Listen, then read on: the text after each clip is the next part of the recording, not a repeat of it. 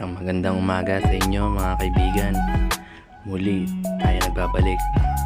Itong araw na ito ipapakita ko sa inyo para gumawa ng kabab at paano namin niluluto. Dito sa puntong ito nakikita nyo inuulma namin ng isang Egyptian yung kabab. Yan, through bare hands po. Yan. May mainit naman na tubig sa katabi para hindi rin malagkit. Ayan. Saka naguhugas naman yan bago niya gawin yan.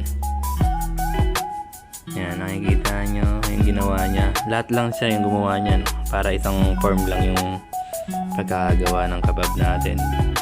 Yan, kabab cheese, chicken kabab, kabab halabi, ito ano yan, awsal, saka ito kibasik.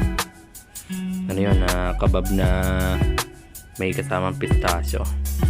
Dito panggap muna tayo, ihaw-ihaw. Pag wala akong ginagawa sa ating istasyon, tumutulong ako sa iba. Siyempre, multitasking tayo. Kunting tawa, kulitan. Ito yung grilling station namin.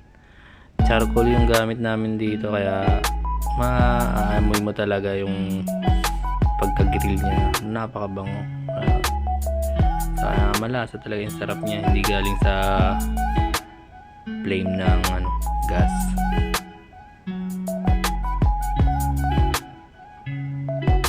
Isa nga pala yung paggawa ng kabab lang namin dito is lang yan, timpla namin dyan is salt and pepper, tapos bell pepper and onion, tapos yung tupa, karne ng tupa ginagamit namin. Maraming taba ng tupa para talagang makahapit talaga siya pag pinag-mix mo. Yun yung pinaka-binder niya, yung pots ng tupa. Minsan papakita ko sa inyo, napakarami yun. Ang mixture nun is 70-30, 70 ng meat and 30 ng fats. Tapos yung gulay niya siguro nasa lang 5 grams, 5% lang yan. Ihaw, mekos kita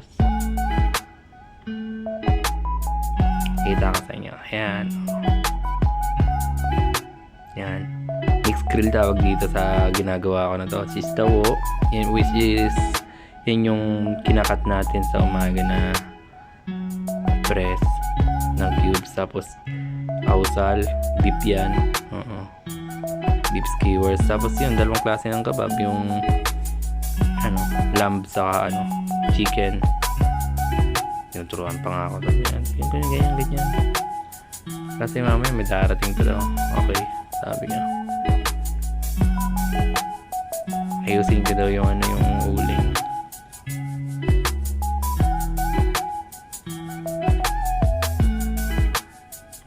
Nahilig talaga ako magpanggap kahit saan ako dalhin. Alam yan naman na nakasama ko sa kusina.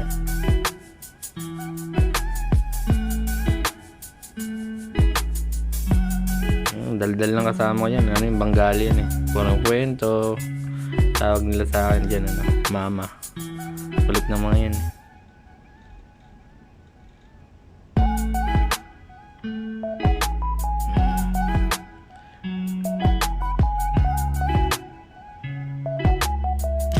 yan order niya, may fries, tapos mayroong parsley.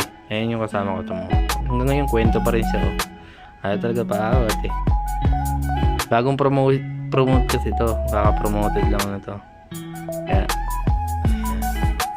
dati siyang cleaner namin, kaya masipag yan, kaya promote. Ganyan naman sa kusina pag masipag ka, mabilis ka mapopromote kasi nakikita nila na deserve mo naman talaga. Ayan, may kasamang grilled tomato, tapos may kasamang grilled onion, tapos tinapay, kubos, ayan, parsley and chop na yan.